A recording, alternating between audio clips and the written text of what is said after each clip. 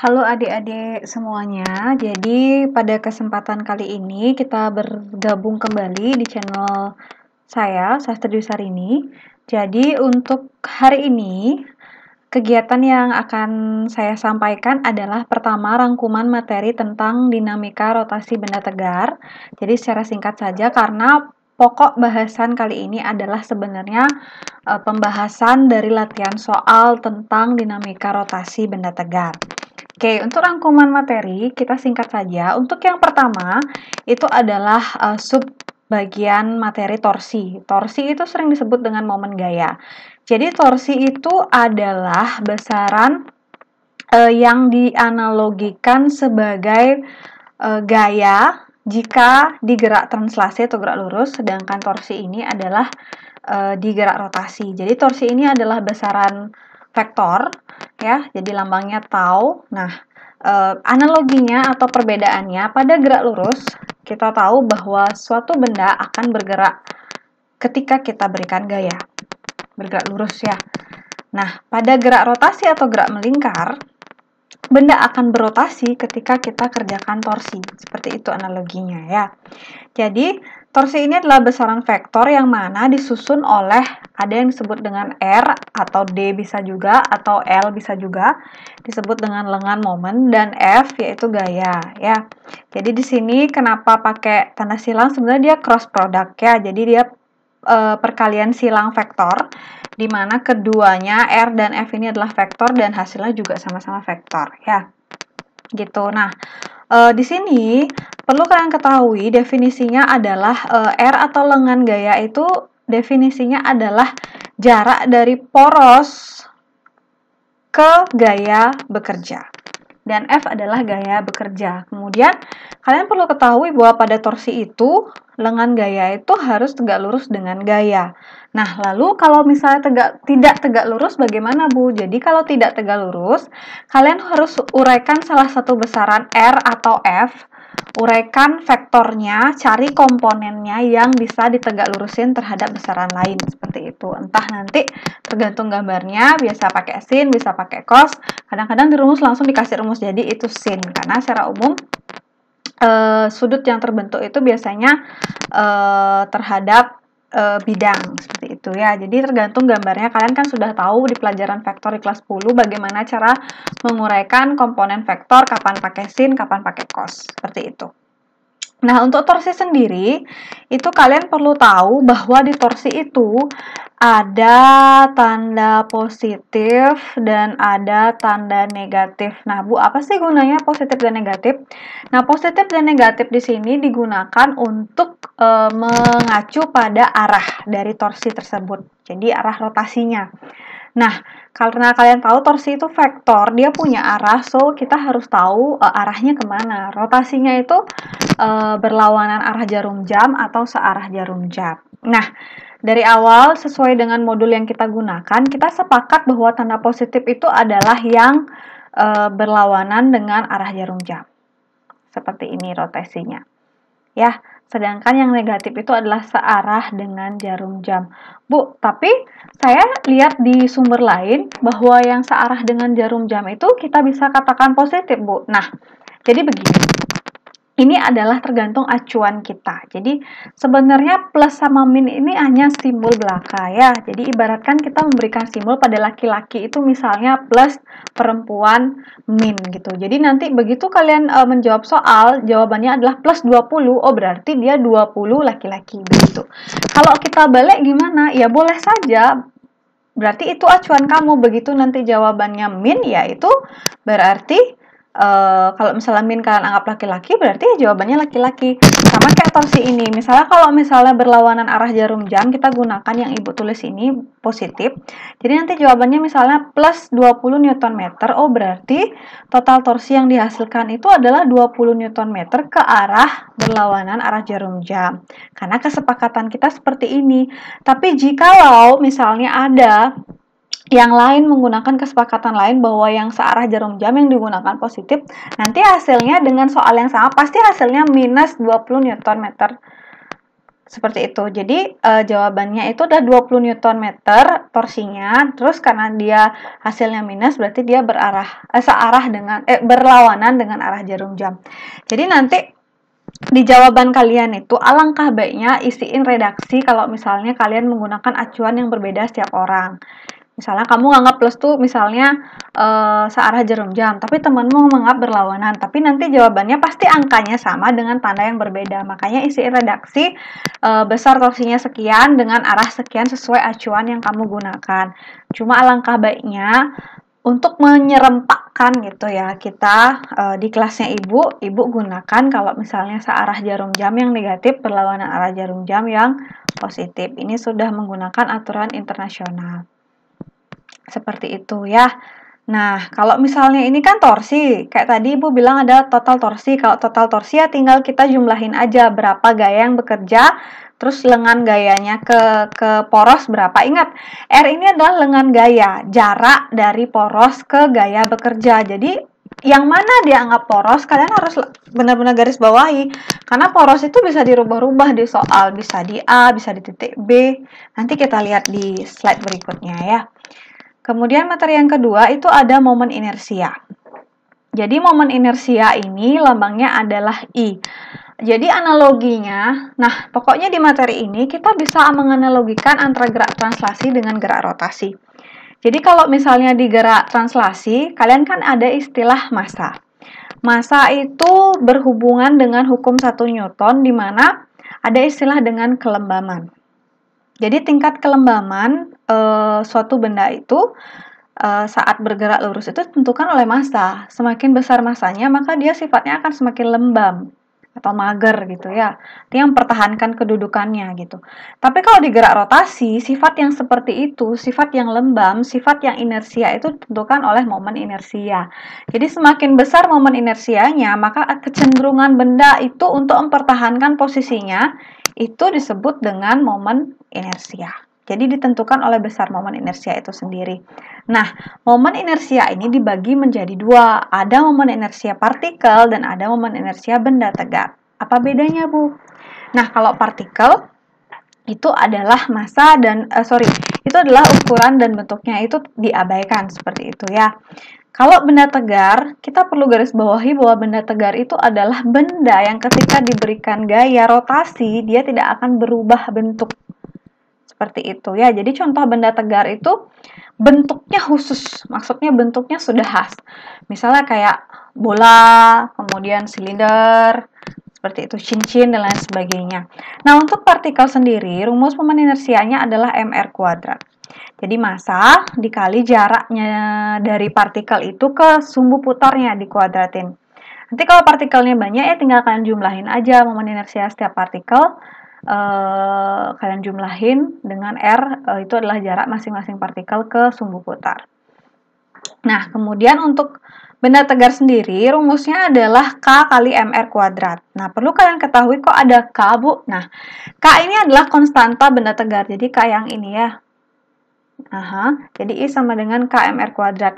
Jadi K ini adalah konstanta benda tegar yang menentukan, yang nilainya itu akan berubah-ubah tergantung bendanya apa, apakah batang, ataukah silinder, ataukah bola. Kalian lihat tabelnya ya. Biasanya sering muncul tuh bola, batang, sama silinder atau silinder itu nama lainnya adalah tabung ya. Itu yang sering muncul. Kemudian selain dari bentuknya, konstanta benda tegar ini juga dipengaruhi oleh letak sumbu putarnya, apakah di tengah atau di pinggir, seperti itu ya. Kemudian massa dari benda tegarnya, R itu adalah jari-jari dari benda tegarnya, kecuali nanti untuk batang khusus dia di sini R-nya diganti pakai L. L-nya itu adalah panjang batang, panjang total batangnya. Nah, terus yang ketiga ada momentum sudut L ya. Jadi momentum sudut, nah kalian ingat kan kalau misalnya di gerak lurus ada istilah momentum, pelajaran kelas 10. Nah kalau di gerak rotasi atau gerak melingkar ada istilah momentum sudut. Jadi ini analoginya sama. Kalau di gerak lurus, momentum itu kan didefinisikan sebagai suatu ukuran kesulitan untuk memberhentikan benda yang bergerak lurus. Makin sulit memberhentiin benda yang bergerak lurus, makin besar momentumnya. Nah, sama juga untuk gerak rotasi, makin besar momentum sudutnya, maka makin sulit kalian memberhentikan benda yang sedang bergerak rotasi. Seperti itu, nyetopnya gitu loh. Nah, terus momentum sudut itu lambangnya L, di mana L itu ditentukan oleh momen inersia I dan omega, yaitu kecepatan sudut, ya.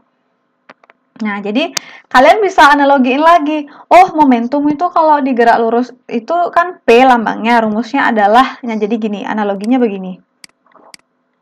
Nah, kalau digerak lurus, momentum itu P sama dengan M dikali V.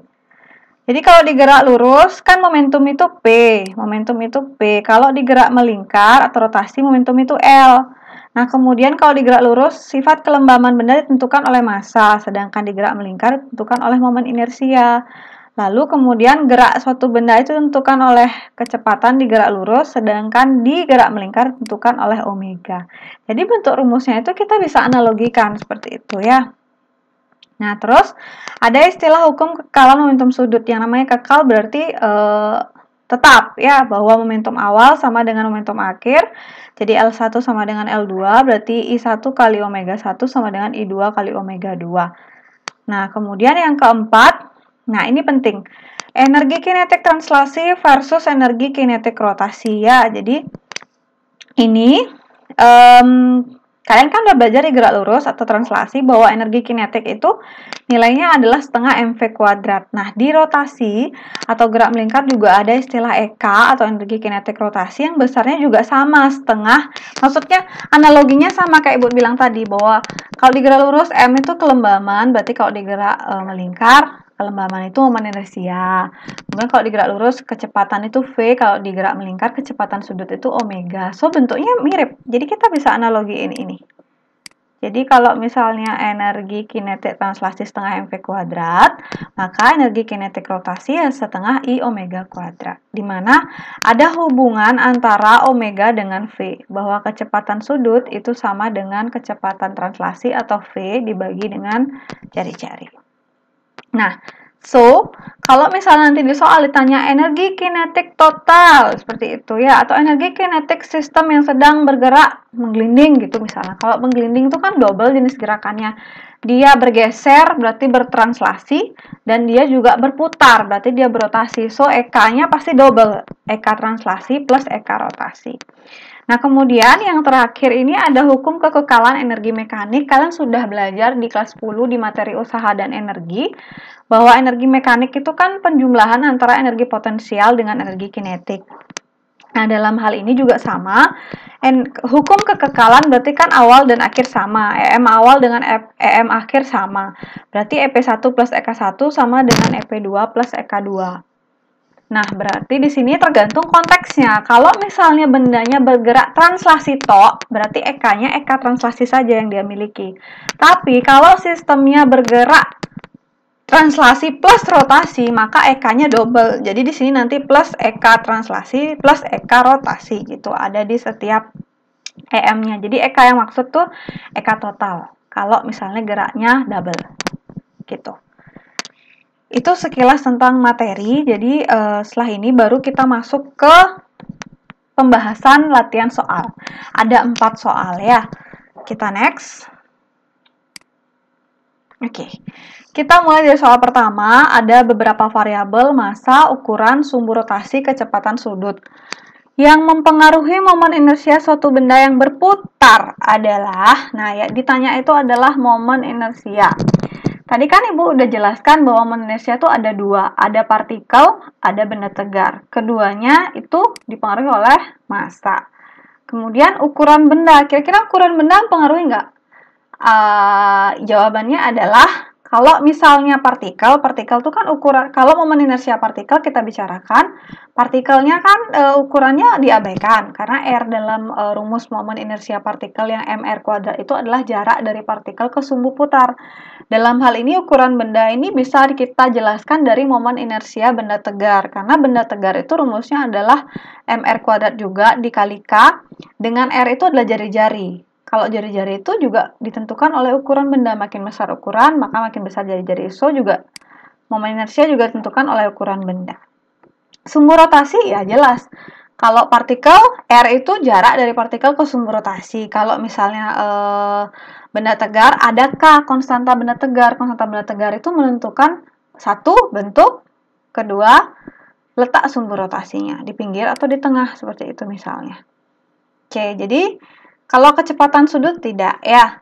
Jadi jawabannya 1, 2, dan 3 dengan penjelasan yang seperti Ibu sampaikan. Jadi kalau ada soal konsep begini, kalian jangan langsung jawab bla bla bla bla. Harus analisis konsepnya seperti itu ya. Oke, nomor 2. Oke, ada sebuah batang yang diabaikan masanya. Nah, ini perlu kita underline. Yang diabaikan masanya dipengaruhi 3 buah gaya FA, FC, dan FB seperti gambar. Jika jarak AB sama dengan BC, maka besar momen gaya terhadap titik C. Dah? Nah, ada FA, ada FB, FC sedemikian rupa seperti di gambar. Kemudian batangnya ini diabaikan masanya. Jadi gini, apa maksud diabaikan masanya? Kalau misalnya batang masanya tidak diabaikan, berarti di batang itu bekerja juga gaya berat. Karena batangnya punya massa. Setiap benda bermassa punya berat karena dipengaruhi oleh gravitasi. Tapi kalau massanya diabaikan, kalian tidak perlu menguraikan atau menambahkan gaya berat di tengah-tengah benda ini. Gitu. Tapi kalau ada, misalnya ada benda, terus ini F1. Ini F1, kemudian ini F2, begitu gambarnya. Nanti dibilang massa batangnya sekian, kalian nanti pas jawabnya harus uraiin bahwa batang ini punya berat yang arahnya selalu ke bawah dan bekerja di tengah-tengah, bahwa dia punya W gitu. Jadi total gaya yang bekerja di sini tuh ada 3 gitu, bukan hanya 2. Tapi kalau di soal ini karena sudah disampaikan massanya diabaikan, so otomatis gaya yang bekerja untuk kita nanti jawab torsinya ya hanya 3 saja gitu. Jadi beratnya tidak karena massanya nggak ada. Nah gitu. Nah terus karena terhadap titik C berarti di C ya porosnya. Sigma atau C berarti kita mencari total torsi yang bekerja di sistem ini terhadap titik C. Seperti itu. Ada 3 gaya kan, ada A, ada B, ada C, ada FA, FB, FC. Berarti torsinya ada 3 sebenarnya. Nah, untuk nentuin arahnya plus minus kan kita udah sepakat bahwa yang plus itu berlawanan, yang min itu searah. Nah, sekarang sumbunya itu di CD. Nah, ibaratkan kalian pegang pulpen, terus di ujung kanannya ini batang nggak pulpen ya, biar kalian paham untuk nentuin arah. Di ujung kanannya kalian pegang. Terus sekarang FA itu adalah gaya yang bekerja di pinggir kiri. Kalian kasih gaya ke atas. Coba kalian dorong pulpen kalian yang kalian pegang di sebelah kanan, terus kalian dorong di sebelah kirinya ke atas. Bentuk rotasinya seperti apa? Kan searah jarum jam tuh. Kalau searah makanya di sini Ibu pakai min. Torsi A. Kemudian untuk torsi B. Sama, pegang pulpen di ujung kanan, terus tengah-tengahnya kalian dorong ke bawah. Gimana bentuk putarannya? Pasti berlawanan arah jarum jam. Kalau berlawanan dia positif. Gitu cara nentuin arah deh ya. Jadi porosnya di mana kalian pegang di situ, terus nanti kalian kasih gaya sesuai dengan arahnya dan ada di sebelah mana gitu. Biar nggak bingung, biar nggak membayangkan gitu. Jadi tinggal dimasukin aja gayanya berapa besarnya. Terus ingat torsi itu kan lengan dikali gaya. Lengannya itu ingat terhadap acuan ya. Ini kan dibilang 0,2 tuh AB, BC juga 0,2. Sekarang kalau misal titiknya atau porosnya di C, berarti untuk torsi yang A ya jarak si A terhadap titik C. Kalau nyari torsi B, jarak B terhadap titik C. Makanya porosnya kalian harus benar-benar fokusin ada di mana gitu loh, biar nggak salah. Makanya di sini torsi A-nya 10 kali 0,4 dan torsi B-nya 20 kali 0,2 dengan tanda yang berbeda. Mereka saling meniadakan sehingga total torsinya 0. Kalau 0 itu maknanya berarti batang ini tidak berotasi. Karena FA sama FB itu saling meniadakan, kedorong ke atas satu, kedorong ke bawah satu gitu. Kayak ibaratkan orang kalian pegang batang, terus kedorong ke atas dan kedorong ke bawah. dengan menghasilkan torsi yang sama, jadi bendanya jadinya tidak bergerak. Seperti itu ya.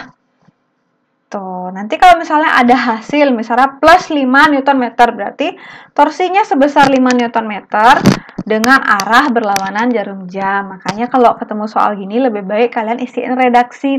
Redaksi itu adalah kalimat yang menjelaskan hasil.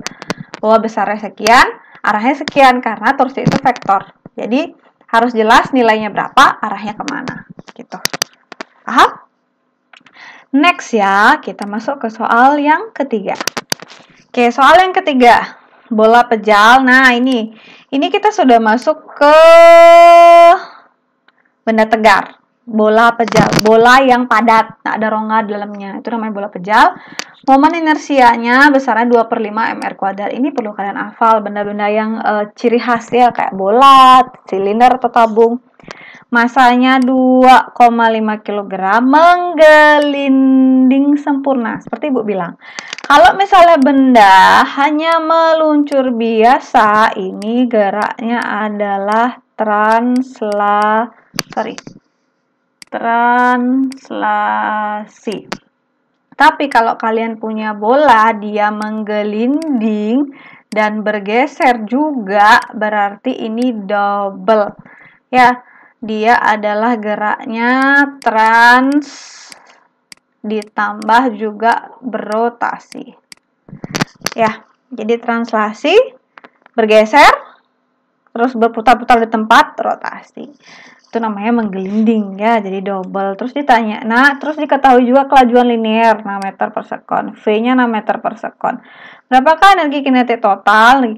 Energi kinetik total tinggal Eka translasi tambah Eka rotasi. Rumusnya kan kalian udah tahu, Eka translasi setengah mv kuadrat, Eka rotasi setengah I omega kuadrat, kemudian di sini setengah mv kuadratnya biarin, kemudian setengah I-nya momen inersia dari benda yang dimaksud di soal. Kalau bola pejal masukin 2/5 mr². Kemudian omega ini kan tadi Ibu udah bilang bahwa omega ini ada hubungannya dengan V per R. Karena omega kuadrat berarti V kuadrat per R kuadrat. Terus kita bisa sederhanakan. Jadi kita bisa ini setengah sama 2/5, coret ya, setengah sama 2. Terus R kuadrat sama R kuadrat habis. Jadi sisa 1/5 mv kuadrat. Jadi ekatotnya setengah mv kuadrat tambah 1/5 mv kuadrat. Ini sama-sama sudah variabelnya sama mv kuadrat dan mv kuadrat. So kita bisa tambahin angka depannya setengah sama 1/5. Jumlahkan dengan cara biasa pecahan, jadi 7/10 mv kuadrat.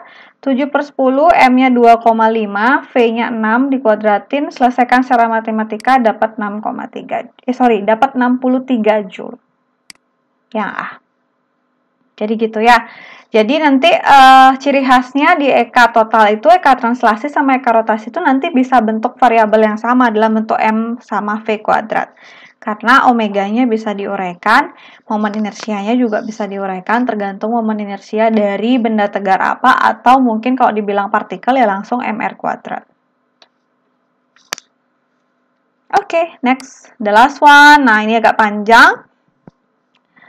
Tersedia dua bidang miring identik, artinya sama bentuknya. Bidang yang pertama miring kasar, jadi dia kasar. Sedangkan yang kedua itu adalah licin. Dalam percobaan pertama, bola pejal dengan jari-jari R dilepaskan. Sudah ingat, ini sebentar Ibu lupa. Bola pejal, berarti I-nya tadi kan sudah jelas ya. Bola pejal berapa I-nya? 2/5 mr². Dengan jari-jari R dilepaskan, jadi jari-jarinya R dilepaskan dari puncak miring kasar, sedangkan dalam percobaan kedua dilepaskan pada bidang miring licin. Sama cara, maksudnya sama, sistemnya sama, maksudnya yang terjadi di kedua sistem ini adalah sama, diluncurin bola pejal dari puncak bidang miring, cuma jenis bidang miringnya yang beda, ada yang kasar sama ada yang licin. Nah, kemudian yang ditanya adalah rasio kelajuan antara sistem yang kasar dengan sistem yang licin, seperti itu ya. Nah, ini kebetulan soalnya baik dikasih tahu kamu momen inersianya 2/5 mr² ya. Kalau nggak dikasih tahu, kamu tinggal ini perlu kamu teliti baca soalnya, benda tegarnya adalah bola pejal. Oh, berarti I-nya 25 meter kuadrat. Nah, yang perlu Ibu tekankan adalah pada bidang kasar, yang ini ya. Pada bidang kasar, it means kalau bidangnya kasar berarti kan pasti ada gesekan toh. Kalau ada gesekan berarti benda itu tidak akan meluncur secara sempurna. Nah, akan langsung jatuh kayak gerak lurus ya. Tapi di situ karena dia bidangnya kasar, maka ada gesekan-gesekan yang menyebabkan benda berotasi di tempat, dan juga karena bidangnya miring, dia juga akan jatuh. Tarik oleh gravitasi ya. Makanya dia akan mengalami gerak menggelinding kalau konteksnya kasar bidangnya. Tapi kalau misalnya bidangnya licin, bendanya nggak sempat berotasi karena nggak ada gesekan, langsung meluncur ke bawah kayak main perosotan ya, gitu. Itu bedanya. Nah, terus di sini gimana Bu cara ngerjainnya? Kalau ada soal kayak gini, kalian bisa kerjakan dengan hukum kekekalan energi mekanik ya. Jadi hukum kekekalan energi mekanik untuk sistem kasar dan sistem miring itu ya sama bentuknya, EM1 sama dengan EM2, cuma kalau di bidang kasar dia EK-nya itu EK total karena dia menggelinding, ada translasi, ada rotasi. Terus kalau di licin ya cuma punya EK translasi saja. Kita lihat pada bidang kasar, EM1 sama dengan EM2, EP1 plus EK1 sama dengan EP2 plus EK2. 1 dan 2 Ibu pakai hanya untuk membedakan. 1 itu ya kita puncak pakainya, 2 itu di paling bawah ya. Kalau kalian mau pakai A sama B ya terserah, boleh saja. Nah, kemudian EP-nya itu tetap EP, EK-nya diuraiin ada 2 EK, EK rot sama EK translasi, kondisi 1 dan kondisi 2. Kemudian EP1 itu kan M kali G kali H1, EK translasinya setengah MV1 kuadrat, EK rotasinya setengah I kali omega 1 kuadrat, sama dengan simbol 2. 2 untuk di bawah ya. Jadi bentuk rumusnya sama kiri dan kanan. Sekarang baru kita kaji konteksnya. Bolanya kan dilepaskan dari puncak bidang. Kalau dilepaskan berarti dia nggak punya kecepatan awal, entah itu kecepatan translasi atau rotasi, sehingga di bagian ruas kiri semua energi kinetik menjadi 0 karena dia dilepaskan. Ibaratkan seperti gerak jatuh bebas ya. Tidak ada V0 atau omega 0 di sini karena ada rotasi.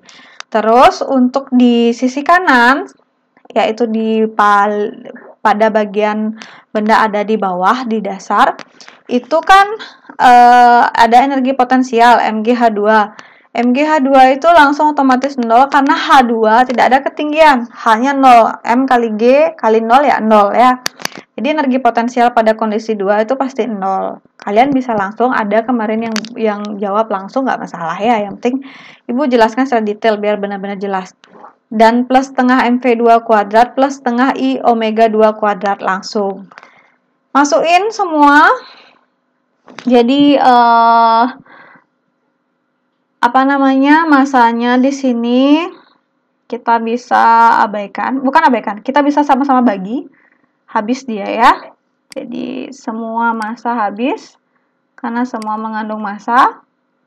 Ini habis, terus ini habis. Nah, terus sekarang di sisi ini ada momen inersia sama omega. Ingat kan kita bisa samain variabel di energi kinetik dengan menguraikan momen inersia dari sistemnya apa. Di sini kan bola pejal berarti 2/5 mr kuadrat. Terus omeganya kita rubah jadi V per R. Jadinya V kuadrat per R kuadrat. Persis kayak soal nomor 3 tadi.